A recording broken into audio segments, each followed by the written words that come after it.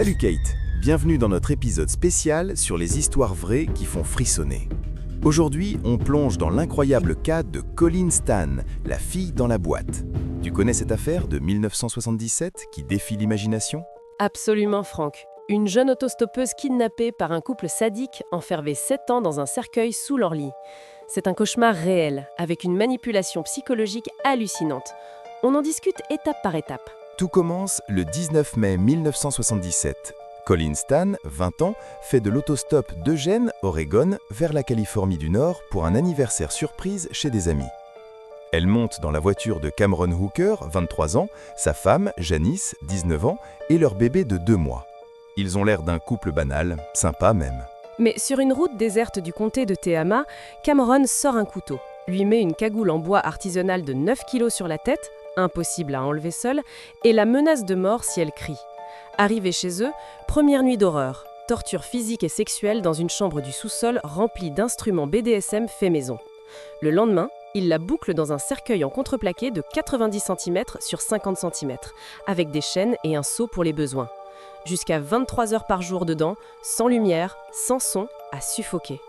Colleen hurle intérieurement, mais la panique la paralyse. Pendant des mois, c'est un cycle infernal.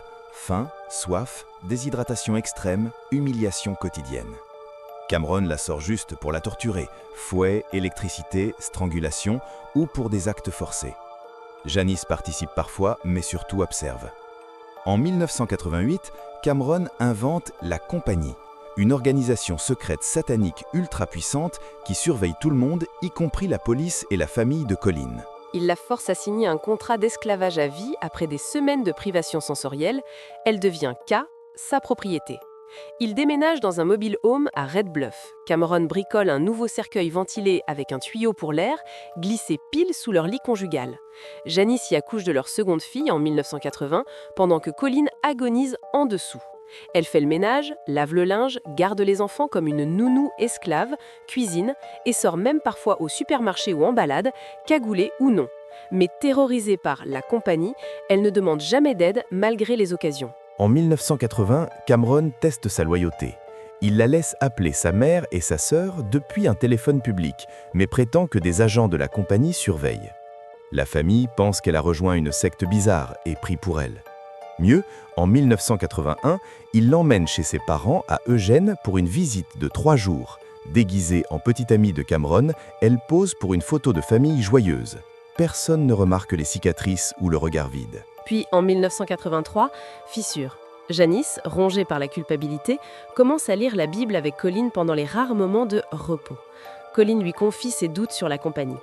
Le 9 août 1984, Janice craque. Elle révèle à Colleen que tout est un mensonge, qu'il n'y a aucune organisation. Colleen, en plein syndrome de Stockholm, appelle quand même Cameron en pleurs pour lui dire au revoir, comme une rupture amoureuse. Elle rentre chez ses parents, vit normalement 6 mois, sans rien révéler, traumatisme total. C'est Janice qui agit. En novembre 1984, elle confesse tout à son pasteur évangélique, qui alerte la police. Fouille du mobile home, cercueil retrouvé, photo polaroid des portures, jouets BDSM, même le collier de chien gravé Slave K.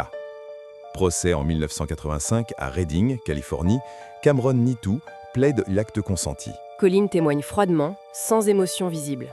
C'était ma vie. Les jurés pleurent aux photos et détails. 104 chefs d'accusation, dont enlèvement, viol, torture. Cameron écope à 104 ans sans remise, libération refusée en 2015 et après.